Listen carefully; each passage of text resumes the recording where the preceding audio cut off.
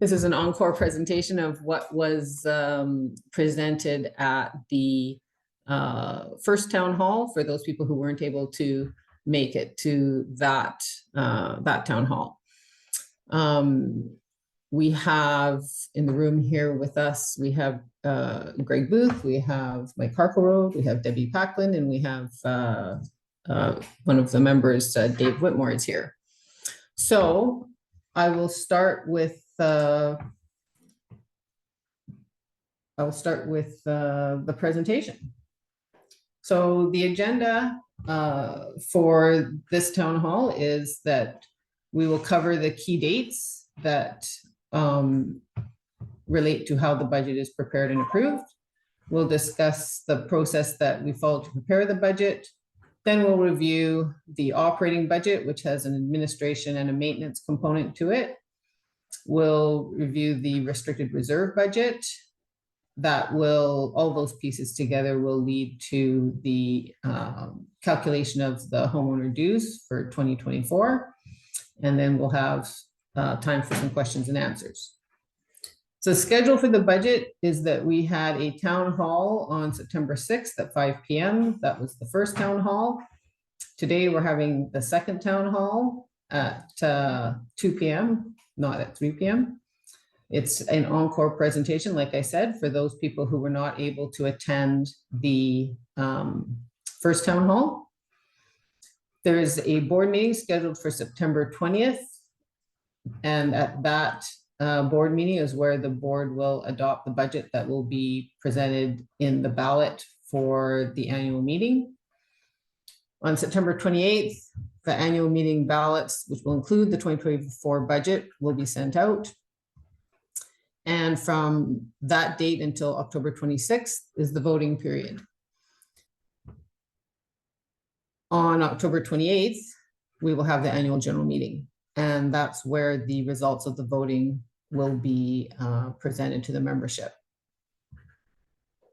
So the process we followed to prepare this budget was that the general manager, at the time it was David Franklin, he independently prepared the first draft of the budget.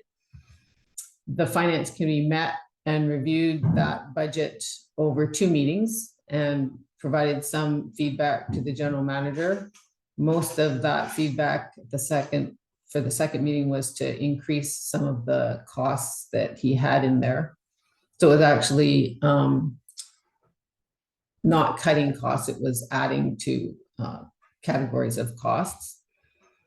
The first draft of that budget was presented to the board at the August board meeting.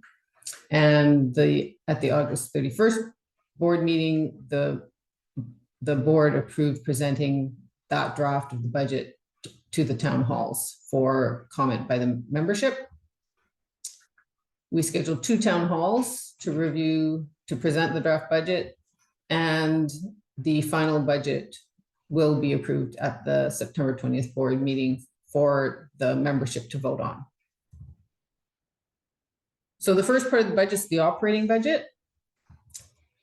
And so this budget is broken down on this slide. I've changed this slightly from the last one where the comments were on a second page. I've tried to put it all into one page to make it more easy to follow. So we have salaries and benefits. We've said at board meetings and at the last town hall that salaries and benefits remain to be finalized based on getting some more clarity around what we will be paying to the new general manager. Those negotiations are not completed yet. The costs of ASC, which is primarily the costs of the construction compliance consultant who currently chairs the ASC and also goes out and inspects the various new construction projects that are underway and under the purview of the ASC.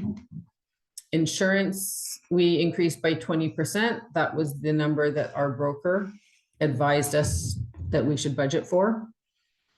Legal, we budgeted around the same amount as the prior year's budget. We're forecast to come in below that in 2023, but we felt that there were enough things going on here that it wasn't prudent to decrease that budget.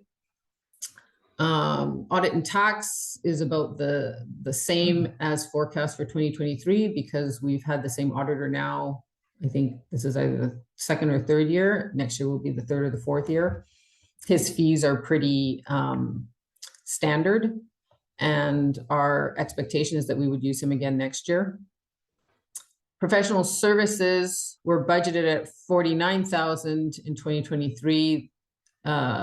They are budgeted to be lower in 2024, primarily because there was work budgeted in 2023 for to redesign the SRA website. So that cost is not in the 2024 budget and isn't required to be because the work will be completed in 2023, or we expect it to be. So that reduced some of the professional costs. And then general administration is supplies, training, just general costs of operating the office, preparing a reserve study. Those costs have been slightly higher, but in line with what those costs have been in the past. And the SRA building, that is the cost of the interest on the mortgage and some utilities such as internet and phones. In addition to interest on the mortgage, there is a principal component to the mortgage, and that amount is recognized on the balance sheet because there's a loan on the balance sheet, and that amount is drawn down with the payment of the mortgage payments every month. There's the two components are accounted for separately. So highlights are that we, as I said, we will be finalizing our salaries as we it becomes more clear about who the new general manager will be. I already talked about the website work. The remaining professional fees, excluding the website work, include land use and engineering consulting work relating to the Beachwalker Stairs. There's money in there for looking at the Drayton Harbor recreational easement solutions for that, and Drayton Hillside bioswale access. Next component of the budget is the maintenance component. The maintenance component of the budget has maintained the cost of maintaining the common assets in Semiahmoo. So you can see that in general repairs and maintenance, we have maintenance and repair of equipment, safety equipment. There's some work scheduled to clean the gutters at the SRA building, general repairs and supplies relating to this building, and the equipment that is used by the maintenance group. We have costs of our vehicles and the tractor and the street sweeper and those costs, as well as reimbursement of mileage. Those costs are in the vehicle and equipment. The vehicles are maintained annually, and so there's not a lot of fluctuation in the cost of maintaining our vehicles. Stormwater and irrigation is cleaning of catch basins, bioswale maintenance. Gates and landscaping is the maintenance of the gates and the ongoing annual maintenance and repairs, as well as landscaping of the common areas in the at the gate entries. And those costs have been brought in this budget. Those costs have been brought in-house and therefore are lower than the costs of 2023, where those costs were outsourced. Roads, paths, and parks, those costs have gone up in the 2024 budget because the board has voted to approve a outsourced snow removal contract. It's a first call contract where we will get supplemental help in clearing the roads in the event of snow, in addition to the work that's done by our own maintenance crew. And there is also an assumption that partway through 2024, we will start outsourcing street sweeping instead of doing that in-house. Last item is just utilities for the community: electricity, water, sewage, garbage, hauling away debris that is picked up by the street sweeper. And those costs have actually, some of those costs have come down in terms of disposal costs being reclassified to gates and landscaping.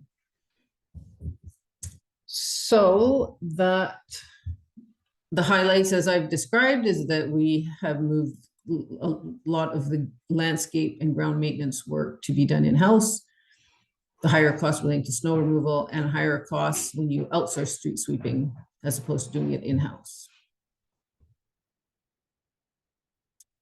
So the other half of the equation of costs is the revenue side. So you can see that the HOA assessments are $1,023,000 in the 2024 budget, compared with $1,099,000 in last year's budget. The ASC income is the fees paid by people for new construction, and we've left those to be about the same as 2023. We've got quite a bit of construction that is still going on, and we've got that's sort of an unknown there with some new activity in zoom up the revenue side, please. I can't get it any bigger. It's full page on mine, John. So we have, and then we have other income, which is basically fines.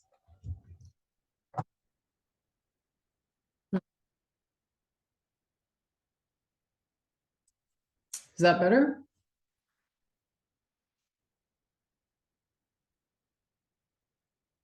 And so that brings our total income to, you can see $1,098,000.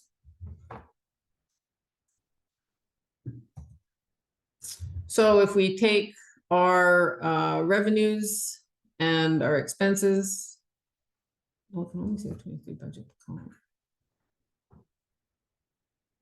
Can you see the whole?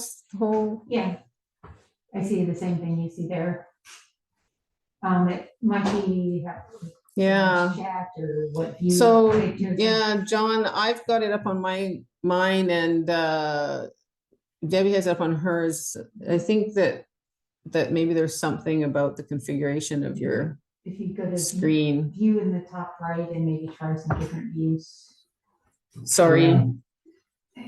I'll keep pressing on though, and this will be posted on the SRA website, so it will be available.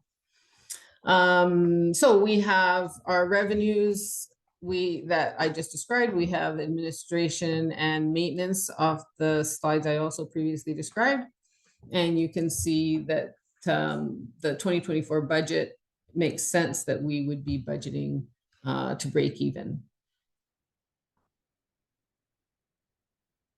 Next part of the budget is the restricted reserve budget. The restricted reserve is basically prepared for us by a company that takes all the inputs we provide to them, and they do various scenarios based on how, whether we want to be fully funded or follow a base funding. They do different scenarios, and then they tell us how much we need to collect every year for to fund the reserves. They updated that report They do that every year. They updated it this year as well. So this shows the amount of the spending that they have recommended in their report, with the addition of, we've added Goldfinch Way retaining wall. That's work that the board has identified needs to be done in 2024. And we've talked to the reserve study people about that. They felt that it was unnecessary to do an additional update because it wouldn't actually move the numbers much. So we've put it in here so that the membership is aware that we will be going out and getting estimates on how much the repair of this retaining wall will cost, and we don't have those yet. So this is just an estimate. So this is straight out of the reserve study. The reserve study is will also be circulated as part of the information relating to the budget. Everybody will get a copy of that. The question, is the detailed budget published anywhere? It will be after the town halls and after the board finalizes it. Can you get the comment on this later? No, later. Okay. Just to break out the costs of the reserve expenditures into a little bit more detail. This is for the gates. There's budgeted for a replacement of some fence posts, or the gate posts on that the gates are anchored to. Budgeted replacement of a gate operator, replacement of 6 entry signs, which are on a rotation. We do 5 or 6 a year.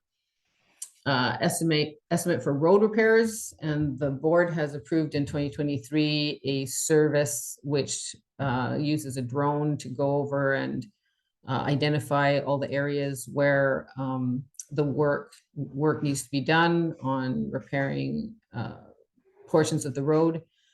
The amount, we don't have the amount of work that needs to be done because that work hasn't been completed yet, but we have put in the amount that the reserve study had in it. And we've got more work being done on irrigation, some work on the facility, and stormwater work for the Drayton Hillside Bioswale, and the 220 I talked about for the Goldfinch Way retaining wall. So this just shows the, this is straight out of the reserve study. Everybody will get this as well. This is just gives you a picture into the next 5 years of where the spending is on the reserve study and what the balances will be in the reserve fund. This is, this will get adjusted and it is adjusted every year. And you'll see that as we've contributed different amounts to the reserve study and as different amounts have been spent, it gets adjusted, and it can actually fluctuate quite a bit. You can compare this slide to last year's, you'll see that it's moved around quite a bit from last year even. So HOA assessments, the allocation of how the dues are charged to different types of residential units is defined in our CC&Rs. And so based on this draft of the budget, this is the impact on dues. You can see that the proposed assessment per unit is $304 in 2024 compared with $327 in 2023. And so, for example, a residential lot with a home is 4 units. So this will be 4 times the 327. This is 4 times the 304. The restricted reserve, last year, the contribution was $78 per unit. This year's study designates $82 per unit. but the board has recommended that instead of $82 per unit, we put $101 per unit into the reserve. And that's the amount that would keep dues the same. So dues would be $405 per unit in 2024, compared with $405 in 2023. That additional contribution to the reserve study will then be updated next year, and the reserve study expenditures and contributions will be adjusted going forward from 2024.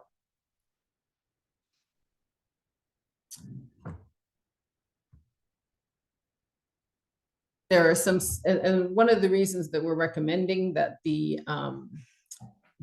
reserve study continued, or the reserve fund continue to be supplemented beyond what is currently in the reserve study is because there are some significant unbudgeted potential costs sitting out there in the future.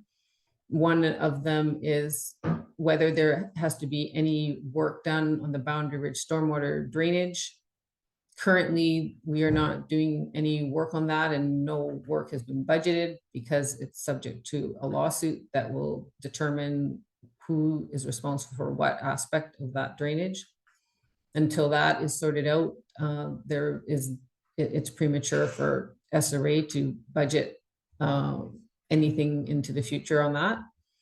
Other big item is the Boundary Ridge stairs. In 2023, the board has approved to hire an engineering firm, and that firm is going to prepare a report that will allow us to go out and get bids on various scenarios, whether it's a repair or replacement, to what extent there's a repair on the Boundary Ridge stairs. And there's the Drayton Harbor recreational easement, which we have added work to be done on a study in the 2024 budget. So it's not the actual work to be done, it's a study to determine the work to be done is in the 2024 budget. So just to wrap up, we had took a zero-based approach to the budgeting. We did not just take last year's numbers and add 3% or 5% to them. We reviewed each item and made sure that we could justify what was in there. We had an overall view of applying some fiscal discipline to make sure that we're efficiently delivering services in a cost-effective way. And we incorporated the results of the reserve study after the inputs were updated. And the current draft shows that we are not anticipating an increase in overall dues for 2024. Oh, and we evaluated looking at in-house versus outsourcing of maintenance.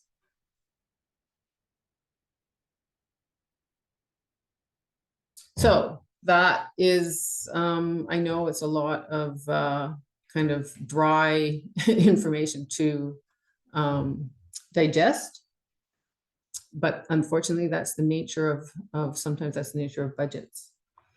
So we will now take some questions, and people can either put up their hand if they know how to do that in Zoom. There's a little button under reactions where you can put your hand up so that we can just have one person talking at a time. Or you can put your question into chat, and Debbie is watching the chat for us. Just just being on the maintenance committee is familiar with the expenses we had on the gate and landscaping maintenance. The reason, you said it was because of outsourcing. It was increased because of outsourcing, but the outsourcing and the in-house costs increased because we had to do irrigation, put in brand new flowers and maintenance, and do a lot of maintenance, plus continue to repair the gates that were really degraded, and now they're in great shape. So next year, the gates just should require an outsourced guy to company to maintain, make sure they're working, not a lot of painting and welding and all those sorts of things. No one's asking you to speak up. Okay, Or so anyway, with regard, I was talking about the regards to the gates and the reason that the cost went up on the gates and landscaping was because of irrigation and because of the continued maintenance on the gates, repairs of the gates, and overhaul of the gates.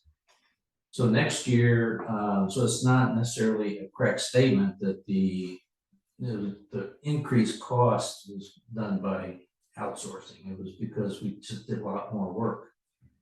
Now, hiring a full-time employee, being on the maintenance committee, we're a bit concerned that this employee could actually do the maintenance of landscaping. So I think our general consensus was, let's proceed with the current plan, and if the landscaping degrades because one person can't really handle it, then we need to go back and reconsider outsourcing that landscaping maintenance. You know, that's my opinion anyway. And a lot of that irrigation work that you're talking about went to reserve. So it's not actually Well, in the that's what- operating, yeah, Well, it's not it could've actually in been the in operating. common. I didn't see that Yeah. go up much Yeah. either, but So the replacement and installation of brand new irrigation, a lot of that went to reserve.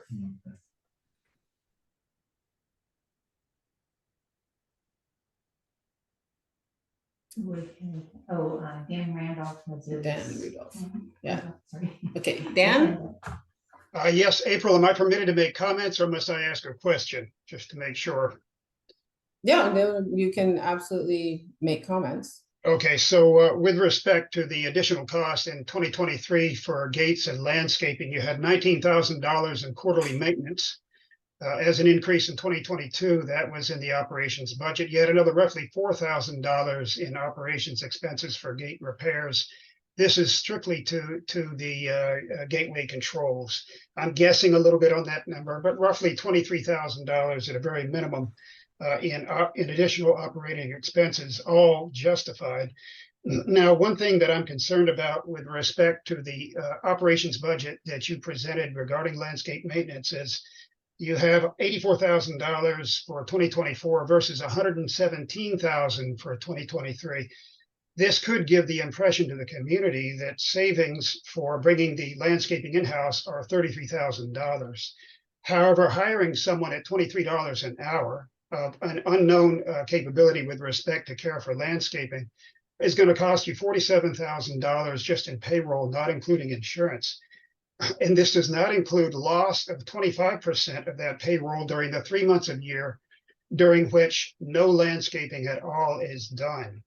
We do have sufficient people during that period of time to take care of weather response, which is the primary responsibility of the maintenance crew during December, January, and February.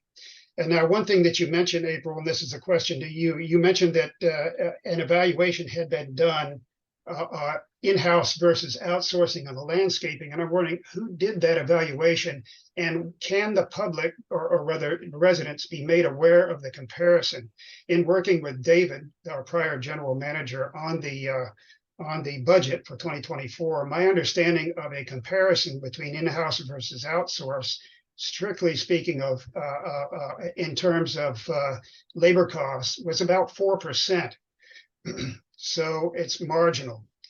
My concern is current director of maintenance is I have met many of the people for whom jobs would be available at the current rate being offered, and they're certainly not qualified to do landscape maintenance. It require a degree of expertise and continuous supervision, which I think would be overwhelming for our current and anticipated staff. It nearly was for me this year, although I was doing many things simultaneous. I'm greatly concerned that the maintenance moving in-house will result in increased cost, not decreased cost to the SRA, and a lower quality in the overall product in terms of care of landscaping in the common areas. So I would like to see those numbers on the evaluation versus income and outsource, and also think that there ought to be further breakdown of the operations budget for that particular item. so that the public can be made aware of the real costs for in-house versus outsource. That's all, and thank you. Okay, so, the comment that I would make, Dan, is that in 2022, there was about $170,000 allocated to maintenance. It was just sort of an outsource, a number that was given to outsource all the services. That was in a year that dues increased 8%, I think. The portion of maintenance went up significantly because a decision was made to outsource in 2022. That was the first year that there was sort of a shift away from using in-house people to using outsourced services. And in 2022, the work was, very, very delayed. And so despite having this big budget and despite collecting that money from all of the membership, by the end of the year, there was about, I think, 50,000, between 50 and 60,000 that was never spent. And the spending was behind schedule for the entire year because despite having all that money and despite having the intention to do it, for whatever reason, the services weren't obtained and they didn't get going on it. So I don't think that having the decision to outsource or do it in-house or making the decision to outsource it doesn't necessarily equate to higher quality of work or better work. And, for 2023, when you look at the 2023 budget, there was no budget for planning annuals at the gates. So, we had a budget to outsource everything, and yet there still everything wasn't covered. So to me, it's more of a matter of having a plan and, executing it as opposed to just budgeting for the costs. May I respond, April? Sure. So with respect to 2022, I accept full responsibility for the poor quality of the landscaping, in particular, the late beginning for caring for the landscaping. But I don't think that's a sufficient basis for argument for insourcing landscaping for 2024. I think we have a good result in 2023. The landscaping all now installed will require significant maintenance going forward. So I don't, while I'll acknowledge my failings and I accept responsibility, I'm solely responsible for the failure in landscaping 2022. So that matter is done. However, looking now that we're through most of the growing season in 2023, I think we see clear evidence that we've made marked improvement, all the gates now having been planted. And I think that taking care of all of those gates for the future will require significant effort. And I think that it's proven this year that outsourcing the landscaping has certainly resulted in a good appearance, a much improved appearance at the gates. Is something that I greatly suspect we would not be able to do. So I would separate my own personal failings with respect to landscaping in 2022 from the results we've seen in 2023 and as it relates to planning for 2024. So we've come a long ways, and certainly I've had my failings in 2022. But again, I just want the public to know that in my opinion, and in the opinion of the Landscape Committee, where we are now and where we want to be, that would best be served the community for an aesthetic and financial result if we continued outsourcing. And thank you for bearing with me, for your patience in allowing me to respond. Okay, so I'm just going to repeat that I think that collecting a bunch of money from people to outsource is not a guarantee that the work is going to be, the end result of the work is going to be what people are expecting. But we'll let let's let some other people speak. We've got, I can see John Palin's hand is up. John, I don't know if you're yeah, sure. Okay. Can you hear me? Yes. Okay, thank you. So just to add a little more texture and context around the 2022 landscape situation, for lack of a better word. I was heavily involved in creating the maintenance budget for 2022, and Dan came on board after that budget was created.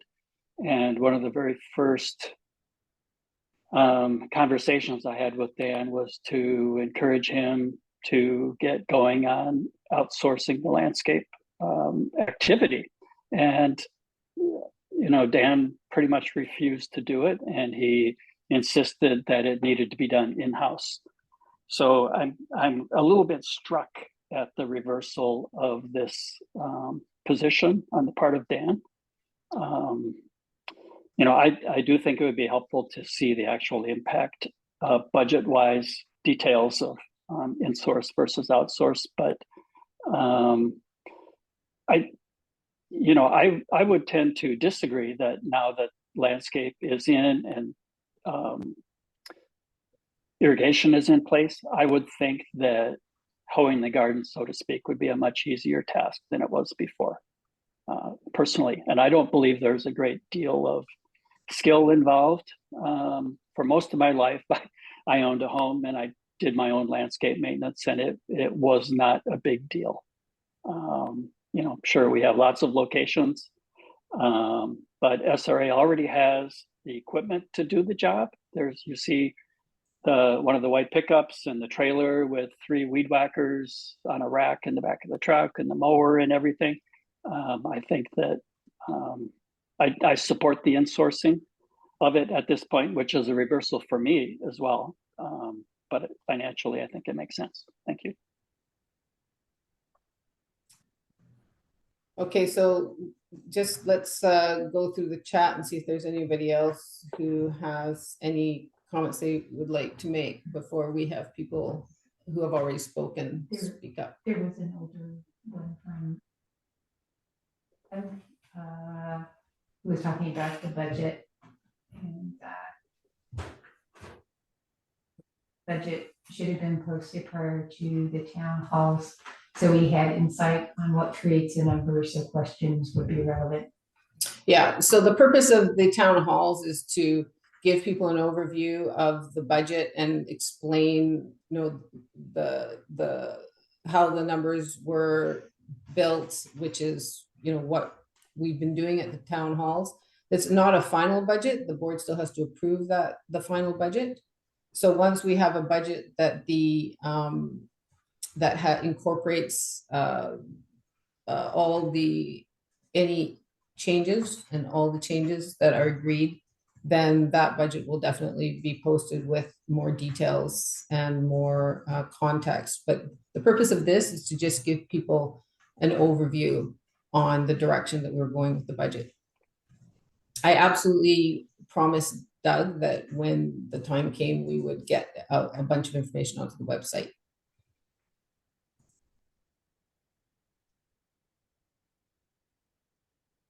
Are you able to hear me? This is Delia Alberstein.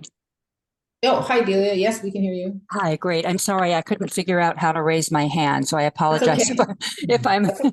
if I'm butting in, and I also apologize because I was just able to join at the tail end of Dan's comments.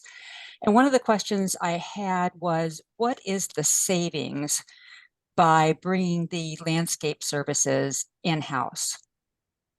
So David Franklin did 2 budgets. He did one with the landscaping in-house and one with it outsourced. And I think the savings, and I'll get the calculations out to people, I think that it's around $30,000. That's all? Yeah. Divided by It's $30,000 of money that the membership puts in. And, you know, for me, I view it as, you know, that we have to respect that this is money that everybody has contributed, and it's not, I don't really view any amounts to be inconsequential. Well, of course. What percentage-wise, what is the percentage savings?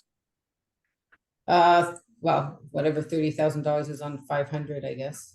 Okay, so And I I, am and at, I think there's more to it, Delia. I think it's not just the calculation of the percentage, the dollar amount or the percentage. I think it's the flexibility that it gives us to do the work when we want and how we want.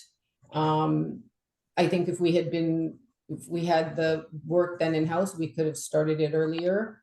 If you look at what happened in 2022, for sure, if we had the resources in-house, we wouldn't have been waiting to get bids and to meet with the different service providers and have everything kind of get delayed.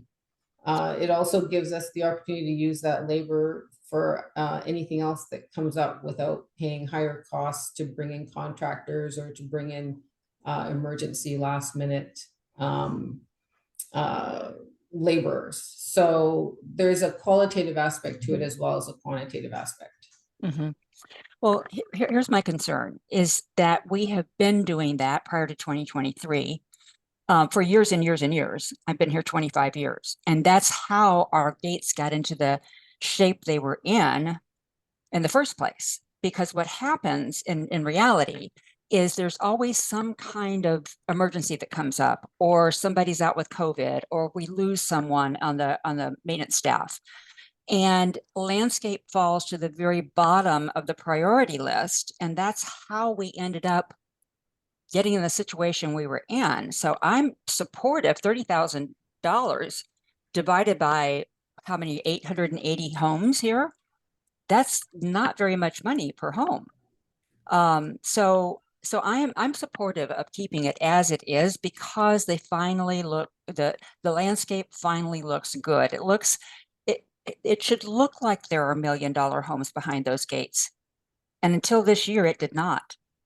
That's why Yeah. that's why Boundary Ridge took over the landscaping of our gates and the maintenance of our gates landscape back in 2016 because it just wasn't being done. So I would encourage you to think back as to how we got there in the first place.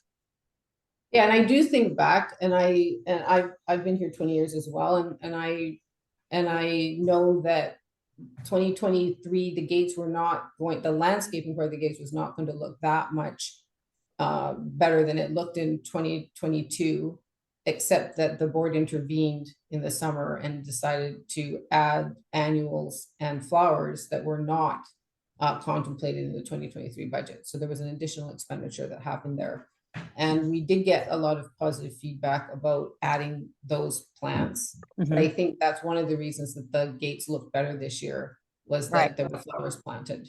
Right. And I live right across the gate, the Boundary Ridge gate, so I can see the landscapers working, and they're doing a good job. And it turns out, somebody just put up in the chat room that it turns out to be about $34 per home. So I would just encourage you to, if it's working now, then just stay with what's working. Yeah, it's a subjective matter whether what we are doing now is working, and it's a subjective matter which the board will discuss as to whether the membership should pay an additional amount for those services or not. So there's no right answer here. It's an opinion that people are going to arrive at different conclusions. Okay. All right. Well, thank you. Thank you for listening. Thanks, Delia. Do we have somebody who hasn't spoken yet who would like to speak? Oh, yeah, Doug.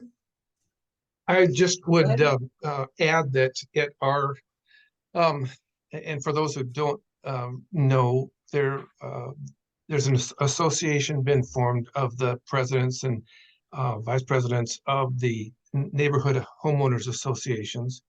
And in discussion on this issue this week, it was pretty much unanimous that everybody in the room felt that it was not a good decision to move landscaping in-house for a number of reasons. And I think we've provided that group of reasons to you. But you know, when you hire one person to do what right now 2 teams are doing, we have over 40 landscaping elements that have to be managed. When that person gets sick or decides not to come to work, it's going to be a month of trying to replace that person. Trying to find somebody with the right skills, I think, is and as John said, it doesn't take a lot of skill, but it takes a lot of experience to understand what the timing is for aeration and thatching and what kind of chemicals to use to fertilize and things. So I just think it's a bad decision to save maybe $30,000 and give up and understand. I think that our gate landscaping is just now starting to look good, but it's going to look a lot better as what has been done this year matures, and we bring in landscaping folks that understand how to shape bushes and keep things looking good. I just think it's crazy to think that we should anticipate one person would be able to do that work. Yeah, I mean, I think at the end of the day, you know, I don't want to collect money from people that doesn't get spent.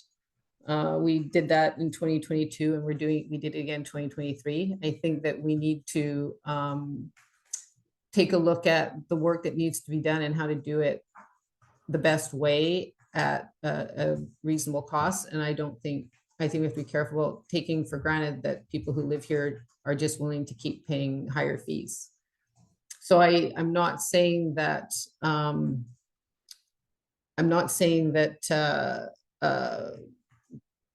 you know, that what has happened in the past has been, you know, intentional or but I think that for the majority of people who live here, they want to make sure that their dollars are being spent prudently with a result where you know, with the results that they want. But you know, I just think that aspect of having respect for the money that people contribute has to be taken into account, and that there's more than one way to achieve an outcome, and that people can get sick when they work for a landscaping company just as easily as they can get sick working for SRA. So, you know, it's just as if that's one of the big concerns is that an employee can get sick. People who work for landscaping companies can get sick as well. So do we have anybody who has not spoken who would like to, or a question that they would like to ask before we start?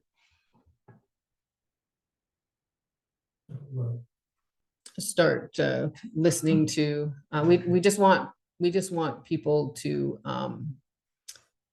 get to speak who haven't had an opportunity to speak.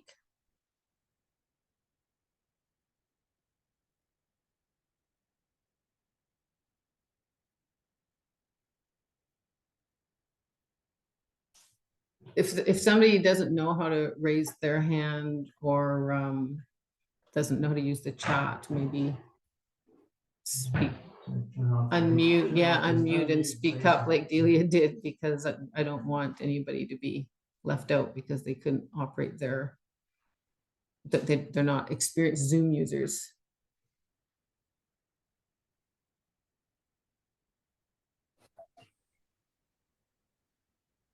I'll speak up. Oh, John, yeah, go ahead.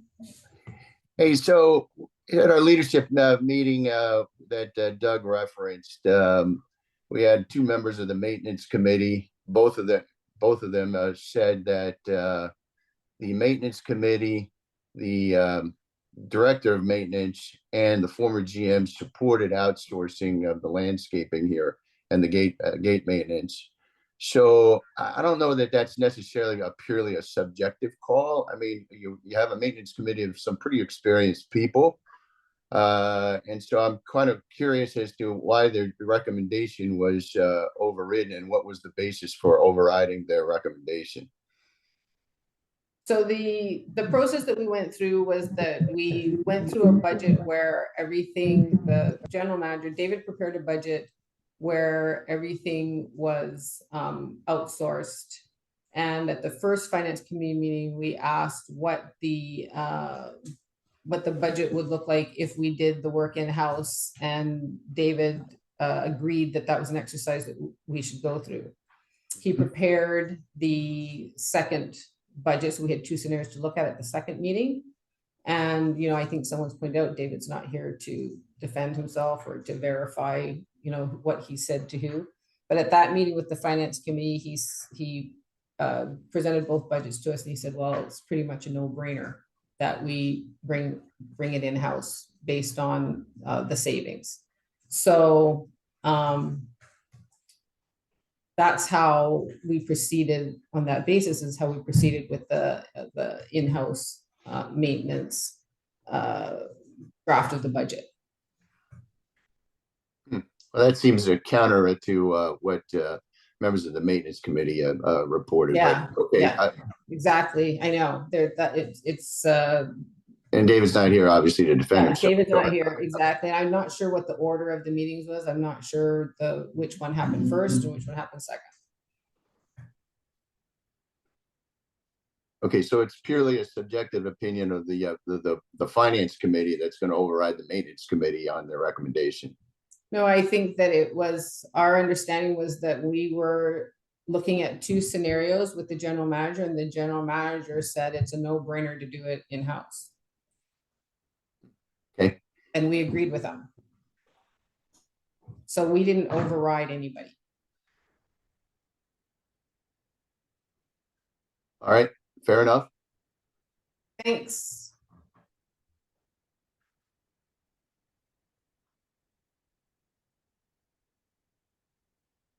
Do we have anybody else in the chat? I'm just looking at on screen. I don't see any other raised hands. Is there anything in chat, Debbie? Oh, like anybody who has a specific question? Not just the chat, I guess, but anyone who has a question with There's more comments. Yeah.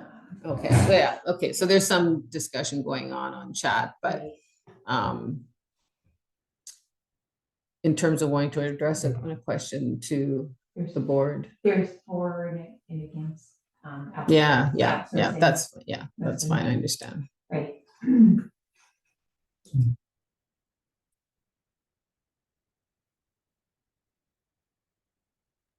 Just going down the list here. So next step will be that we will get this on to, this will go to the board for a final decision at our board meeting next week. And then when we have a final budget that we're able to say is the budget approved by the board, we'll get information posted on the website.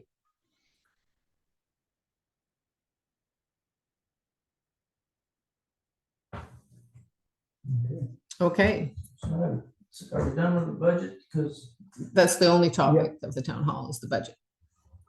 so So- what's the process for the amendments? That's my question. Is that Well, I can, Huh? I can talk to you about that, but I can talk to you about that separately after Yeah, but I the think budget. people want to know because they gotta vote on these things. And they, I want to do some input on it. yeah. But this is a 2024 budget town hall, and maybe you're Are we gonna privy, have amendments maybe, down yeah, hall? maybe you have access to some information that we have not provided to the community. So. Yeah. So I don't think we're in a I just position don't- to I know discuss Steve that. and I got Yeah, amendments Yeah. and the process where we've already had 2 town halls. And when does the people get to discuss amendments? Because the budget seems pretty good.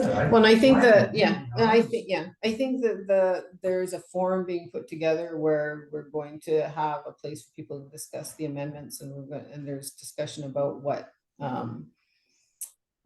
information in addition to the amendments is gonna be made available, but there hasn't been a final decision on that. I mean, in the way amendments work in the past is that we have put them in the ballot and given them to the community to vote on. Yeah, but there's This, never any discussion or updating or yes, no, or Yeah, maybe and so, revising them to yeah. make them better. but or we any of haven't, that we stuff. haven't It's provided, just- yeah, but we haven't provided them to the membership thing. Oh, I understand. but- So it's for me it's a to little, find that soon, it's a so little, there's some context missing, I think, for a the lot of clock's people. ticking. Yeah. There's a new communication. Okay, so we're sort of going off topic here in the room. Okay, If there's that's any fine. other, if there's any other questions that people think of afterwards, please, there's a board, or there's a GM email, gm@srahoa.com. And Justine goes through that and forwards those emails to us. So if you think of something as soon as we hang up that you wish you had asked, please write to gm@srahoa.com and we will absolutely do our best to answer your questions. Thank you, everybody, for attending, and enjoy your weekend.